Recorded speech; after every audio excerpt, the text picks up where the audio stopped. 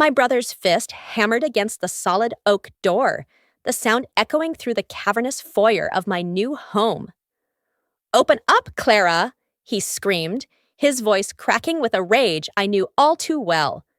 "We know you're in there. You can't just keep all of Arthur's money for yourself." Behind him on the stone steps, I could see my parents, their faces pinched with a familiar blend of greed and indignation. They looked so small and out of place in front of the grand estate my late husband had left me, like gargoyles clinging to a cathedral. They thought the millions of dollars in the bank were the inheritance, but they were wrong. The real fortune, the one that would change everything, was locked behind the basement door, the one I was forbidden to ever open. You're probably wondering why my own mother, father, and brother were acting like a pack of wolves at my door. To understand that, you need to know that for the first 25 years of my life, I was never really their daughter. I was their scapegoat. My older brother, Mark, was the golden child. He was the one who got new clothes, the best grades plastered on the fridge, and a brand new car the day he turned 16. I was the one who wore his hand-me-downs, whose report cards were met with a shrug, and who had to work a part-time job from the age of 14 just to help make ends meet. My paychecks never went into my own bank account. They went directly into my mother's purse, usually to fund Mark's latest hobby or to pay for a speeding ticket he'd sworn was a misunderstanding. While Mark was celebrated for getting a C+ in algebra, I was chastised for getting an A- in calculus because it wasn't an A. While he went on spring break trips with his friends, I stayed home to paint the house and mend the fences. They told me it was building character. They told me it was my duty. What they were really building was a lifetime of resentment.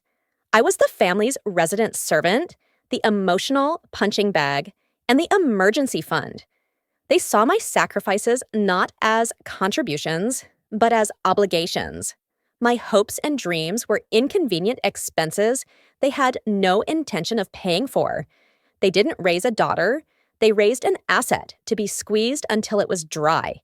And now, standing inside this massive, empty house, I was finally beginning to understand that Arthur hadn't just left me his wealth. He had left me a way out.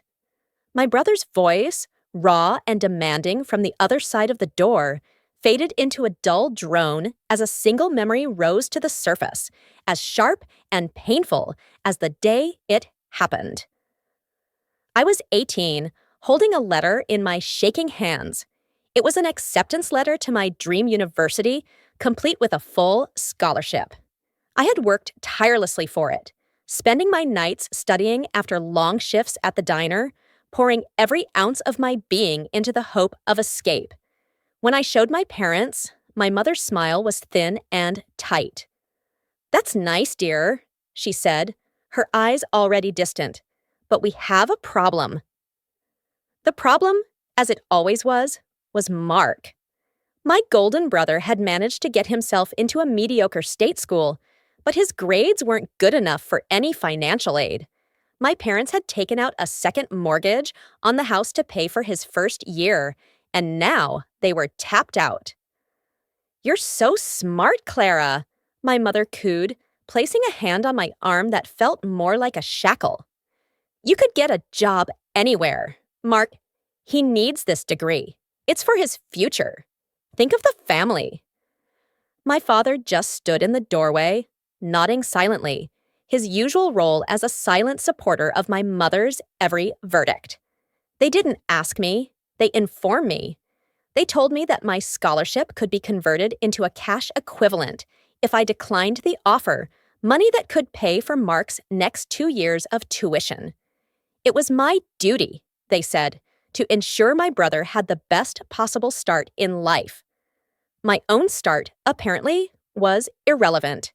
So, like the good daughter I was programmed to be, I signed the papers. I watched my dream dissolve into a check that my brother snatched with a triumphant grin. I spent the next 4 years working double shifts at that same diner, serving coffee to people living the life I had earned, while Mark partied his way through college, eventually dropping out a semester before graduation. He never once said thank you. To them, my sacrifice wasn't a gift.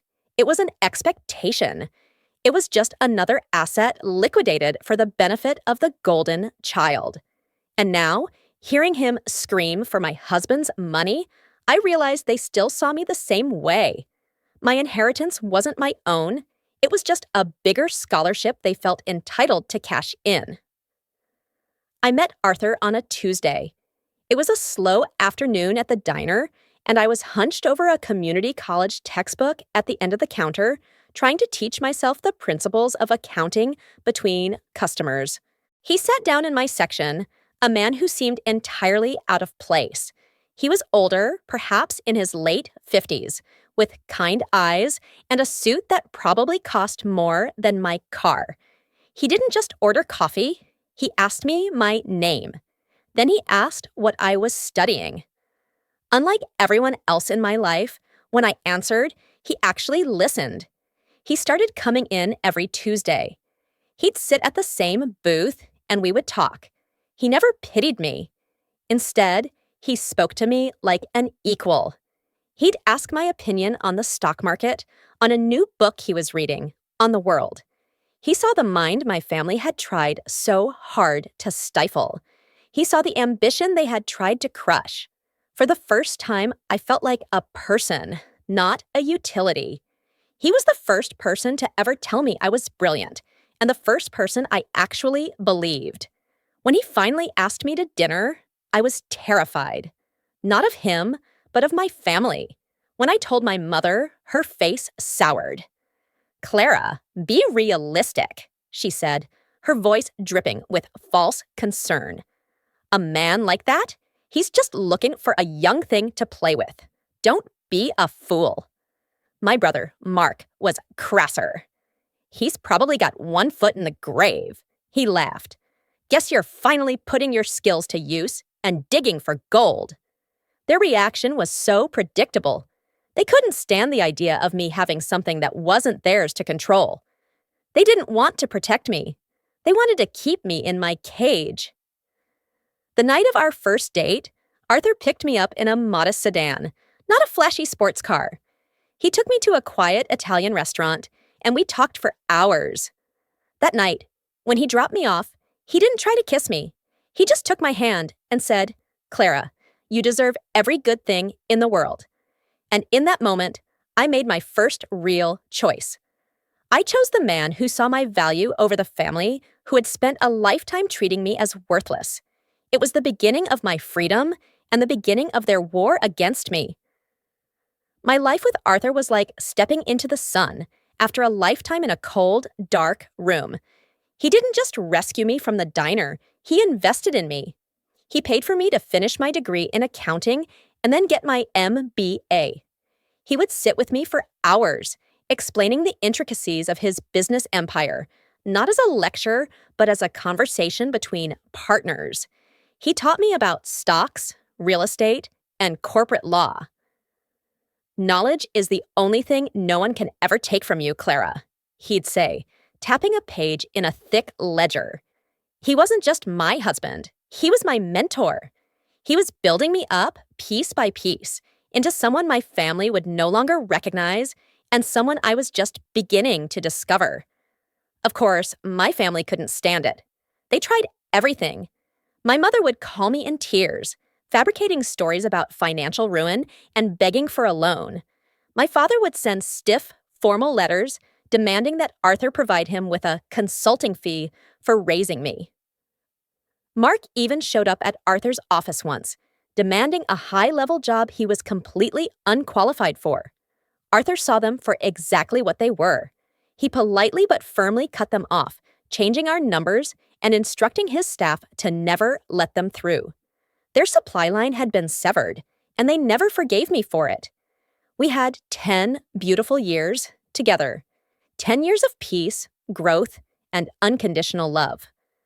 Then, the universe decided to cash in its debt. It started with a cough he couldn't shake. Within 6 months, The doctors were using words like aggressive and inoperable. The end came far too quickly. On his last evening, propped up against a mountain of pillows in our bed, he held my hand, his grip surprisingly strong. "You're ready, Clara," he whispered, his voice a dry rasp. "You're stronger than you think." He made me promise I wouldn't let them break me. Then he looked me dead in the eyes, his gaze sharp and lucid. "Everything is yours now. The houses, the business, the accounts, everything. But you have to promise me one thing. A solemn promise." I nodded, tears streaming down my face. "The basement door in this house," he said, his voice dropping with an unnerving intensity. "You must never, ever open it. Promise me, Clara." I promised. He squeezed my hand one last time, and then he was gone, leaving me alone in a sea of grief, with one terrifying, inexplicable condition. The week after the funeral was a blur of legal meetings and empty condolences. The day of the will reading felt like the final act of a play I never wanted to be in. We all sat in the polished mahogany conference room of Arthur's longtime lawyer, Mr. Davison. My parents and Mark were there, dressed in somber black that looked more like a costume than a sign of mourning. My mother kept dabbing at her dry eyes with a tissue, while Mark fidgeted with his phone, already calculating his share of the spoils. They seemed to view this as a formality, the final step before their payday. Mr. Davison, a stern man with eyes that missed nothing, began to read. He went through the standard legal language, his voice a steady monotone. I barely listened, my mind still replaying my final moments with Arthur. I was jolted back to the present when Mr. Davison cleared his throat and adjusted his glasses. "And as to the primary distribution of my assets, including all properties, stocks, bonds, and controlling interest in all my corporate entities, I bequeath my entire estate, without exception, to my beloved wife, Clara." A sharp intake of breath came from my mother. Mark dropped his phone on the table with a clatter. Mr. Davison wasn't finished. "The will further stipulates," he continued, looking directly at my family, "that my wife's parents, Helen and George, and her brother Mark, are to receive nothing from this estate. They have received more than they were ever due during my lifetime, and their connection to my wife has been a source of profound disappointment." The silence that followed was heavy and fragile. It shattered when my brother slammed his fist on the table. "Nothing? What the hell does he mean, nothing?" he roared, pointing a trembling finger at me. "She did this! She poisoned him against us." My mother began to wail, a shrill, theatrical sound. "Our own daughter! After all we did for you, you twisted that poor old man's mind. They were animals, snarling over a kill they thought was theirs." I said nothing.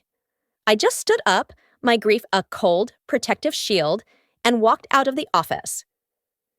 Their screaming followed me down the hall. I went home to the fortress Arthur had left me, and within an hour, the pounding on my front door began. The siege had started, and all I could do was stare down the long, dark hallway toward the one door Arthur had forbidden me to open, wondering what secret he had deemed more important than my own peace of mind. The pounding on the door eventually stopped, replaced by the ringing of my phone. Endless, incessant calls from my mother, my father, and Mark, each one leaving a voicemail more venomous than the last. When I blocked their numbers, the text messages started, vile accusations and desperate demands appearing on my screen at all hours of the day and night. They called me a thief, a monster, a gold-digging whore who had charmed a senile old man out of his fortune. Then, they took their campaign public. Mark created a social media page titled Justice for Arthur's Real Family. He posted old, smiling photos of us from years ago, carefully cropped to make us look like a happy, loving family. He wrote long, rambling posts about how I'd isolated their beloved benefactor in his final years and manipulated him into cutting them out. My mother gave tearful interviews to local bloggers, painting herself as the heartbroken matriarch whose ailing husband was stolen away by a conniving daughter. Strangers from town started driving past the house slowly, pointing and whispering. The fortress Arthur built for me was quickly becoming a gilded cage. Soon after, the official-looking envelopes began arriving. They had hired a lawyer who specialized in contesting wills. The letters were full of legal threats, accusing me of undue influence, and demanding I settle for a generous portion of the estate to avoid a long, ugly court battle that would ruin Arthur's good name. It was a classic move from their playbook, emotional blackmail backed by brute force. Every letter, every online comment, every whispered accusation felt like a stone being hurled at the fragile walls of my grief. I was alone, exhausted, and felt the tendrils of their control reaching for me once again, even after I thought I'd escaped. During those long, silent nights, my eyes were always drawn to the end of the hall, to the simple, unadorned door that led to the basement. Arthur's warning echoed in my mind, a constant loop of his strained, urgent voice. Never open it. Promise me, Clara. I wondered what he was trying to protect me from. Or was he protecting something in the basement from me? The temptation grew into a gnawing hunger. The more my family tried to break in from the outside, the more I felt that whatever answer I needed, whatever weapon I could use against them, was waiting for me on the other side of that door. My promise to Arthur was the only thing holding me back, but I could feel it starting to fray. The breaking point came on a Thursday morning, disguised as a man in a cheap suit holding a clipboard. He was a process server. He handed me a thick envelope, avoided eye contact, and mumbled, "You've been served." I closed the door, my hands trembling as I tore open the seal. It was the lawsuit, official, stamped, and terrifyingly real. They were suing me for the entire estate, claiming Arthur was mentally incompetent in his final months and that I had coerced him, taking advantage of his fragile state. They weren't just trying to take my money anymore.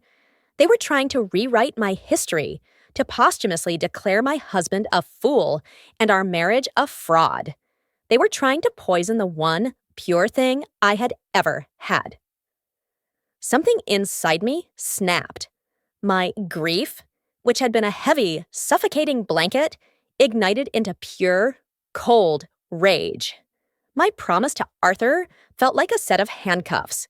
He had told me to be strong, but how could I fight back with my hands tied? He wouldn't have wanted this. He wouldn't have wanted me to stand by and let these vultures desecrate his memory and destroy the life he had given me. He was a brilliant strategist, a man who thought 5 moves ahead in every deal. It was impossible that he had left me defenseless. The thought struck me with the force of a physical blow. Maybe he hadn't. Maybe the defense was waiting behind that door. With the lawsuit papers still clutched in my fist, I walked down the hall. Each step was deliberate, final. My heart hammered against my ribs, a frantic drumbeat in the silent house. I stood before the basement door, its plain white surface seeming to mock me. "Forgive me, Arthur," I whispered to the empty air. I turned the cold brass knob. It was unlocked. The door swung inward without a sound, revealing not a dark, dusty cellar, but a carpeted staircase leading down into a soft, warm light. The air that rose up to meet me wasn't damp or musty. It smelled of old books, leather, and cedar. It wasn't a basement. It was a study. A secret sanctuary that Arthur had hidden from the world. And from me. Taking a deep breath, I took the first step down, leaving the world of my grief and fear behind and entering the world of his secrets. At the bottom of the stairs, I found a room that took my breath away. It was a large, circular study, lined from floor to ceiling with dark wood bookshelves. A massive mahogany desk sat in the center of the room, facing a bank of computer monitors that glowed with silent, sleeping data. The air was still and controlled. This was the true heart of Arthur's empire, his real office. And in the very center of the polished desk, placed with perfect precision, was a thick, cream-colored envelope with my name written on it in his familiar, elegant script. It simply said, "For Clara, for when you are ready." My fingers trembled as I broke the seal. The letter inside was not a confession or an apology, but a final set of instructions from the brilliant strategist I had married. "My dearest Clara," it began, "if you are reading this, it means they have pushed you to the brink, just as I feared they would. Forgive me for the lie about the door. It was not a test of your obedience, but a lock I set with time as its key. I needed you to be ready, not just to grieve me, but to fight for what is yours. I could not leave you to their mercy, so I left you this instead. I left you the truth." The letter directed me to a row of sleek, black filing cabinets against the far wall. They weren't labeled with corporate acronyms or stock symbols. They were labeled with 3 names: George, Helen, and Mark. My father, my mother, and my brother. I slid open the drawer labeled Mark first. It wasn't filled with legal documents. It was filled with evidence. Private investigator reports, photographs of him meeting with loan sharks, bank statements showing huge cash withdrawals from casinos, and a sworn affidavit from a former colleague detailing how Mark had embezzled nearly $100,000 from his last job before being quietly fired. I pulled open my father's drawer next. Inside were copies of falsified tax returns for his failing construction business, records of him using substandard materials on city projects, and statements from disgruntled former employees. My mother's file was the cruelest of all. It contained copies of old credit card statements from when I was a teenager, with my forged signature showing how she'd run up thousands in debt in my name. Arthur had known everything. He had spent years quietly gathering the proof of every lie, every crime, every betrayal. He hadn't just left me money, he had left me an arsenal. He had left me justice, neatly organized and waiting for my command. The lawsuit in my hand no longer felt like a threat. It felt like an invitation. I spent the next 3 days in that basement study, leaving only for coffee and a few hours of sleep. I sat in Arthur's worn leather chair, the cool material a comforting presence at my back. I read every document, every report, every transcript. I cross-referenced dates and bank statements. I learned the intimate, ugly details of the people who had raised me. It wasn't just a collection of their misdeeds. It was a blueprint of their weaknesses, their fears, and their pathetic, greedy souls. The person who walked up that staircase on the 3rd day was not the same one who had descended it. The grieving widow was gone. In her place was the CEO of Arthur's estate and the executioner of his final, unspoken will. My first call was to Mr. Davison. "I have some new information regarding my family's lawsuit," I said, my voice even and calm. "I'll be at your office in an hour." When I arrived, I didn't walk in as a frightened client. I walked in as his employer. In the same conference room where my family had thrown their tantrum, I laid out the files one by one. I watched Mr. Davison's stern, professional mask slip as he examined the evidence. His eyes widened at the tax fraud. His jaw tightened at the embezzlement records. And when he read the details of my mother's identity theft, he looked up at me with a new, profound respect. "My God," he whispered. Arthur was always 10 steps ahead. He was, I agreed. And now, so are we. We spent the next several hours mapping out the strategy. It wasn't going to be a simple defense. It was going to be a counteroffensive on all fronts. First, we would file a motion to dismiss their lawsuit, attaching the evidence of their fraudulent claims and attempts at extortion. Simultaneously, we would file a massive countersuit against them for defamation, conspiracy to commit fraud, and emotional distress, seeking damages that would far exceed their net worth. Mr. Davison had a contact at the IRS's Criminal Investigation Division. An anonymous tip about my father's business would be placed. Another package would be sent to the district attorney regarding my brother's embezzlement. The final piece was the most poetic. We would use a crisis management firm to deliver the verifiable, undeniable proof of their actions to the very same social media channels they had used to slander me. I wasn't just going to win a lawsuit. I was going to systematically dismantle the foundation of their entire lives. Brick by stolen brick. The first move was silent and swift. Mr. Davison filed our countersuit. The process server who had brought me my breaking point was now dispatched to deliver theirs.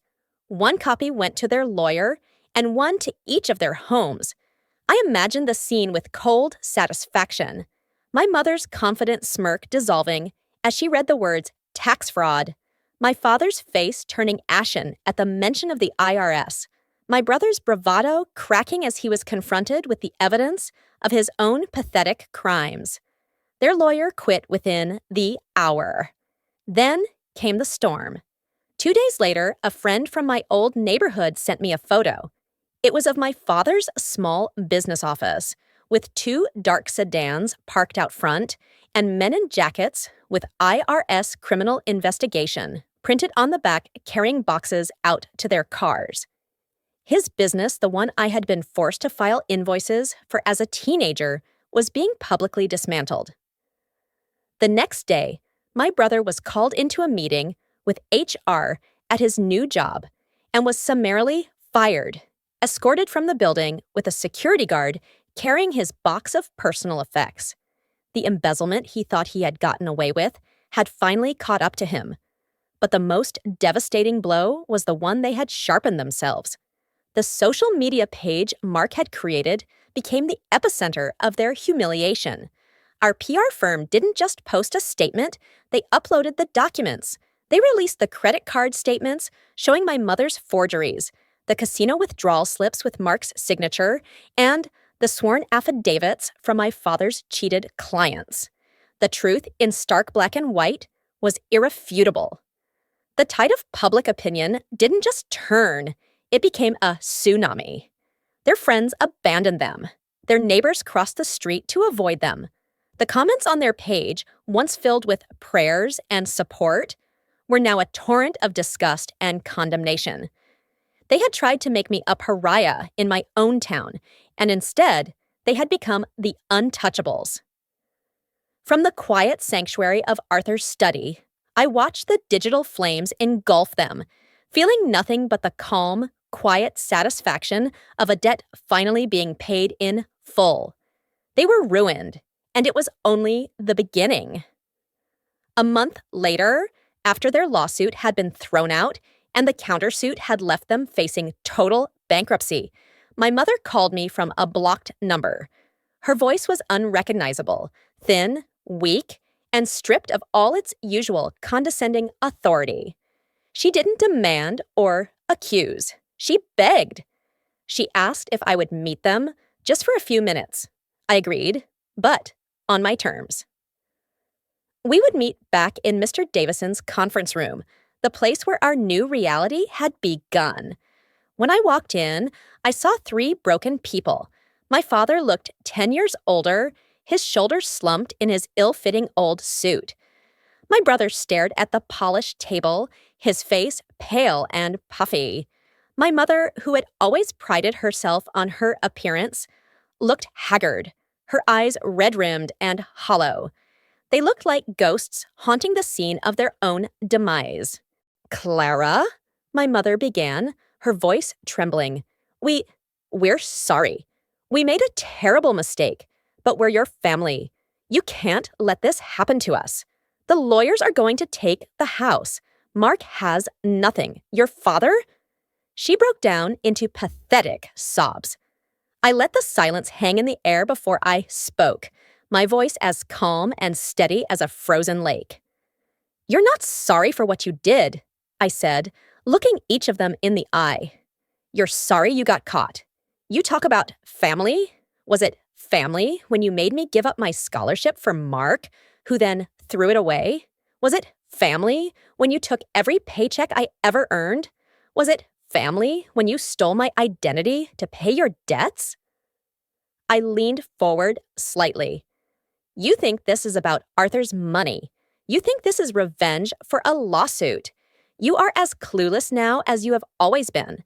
This is the bill for my entire life. For every time you made me feel worthless, for every sacrifice you demanded, for every opportunity you stole. This isn't my revenge. This is your receipt. I stood up, my chair making no sound on the thick carpet. You are correct about one thing. The lawyers will take the house. You will lose everything because you have nothing that wasn't built on lies or taken from me. Do not contact me again. As of this moment, you are strangers to me. I turned and walked toward the door, not looking back. I didn't have to. I was finally free. Arthur hadn't just left me his fortune. He had left me the key to my cage. And the greatest gift of all was realizing that the whole time, the door had never truly been locked. I just needed the strength to open it.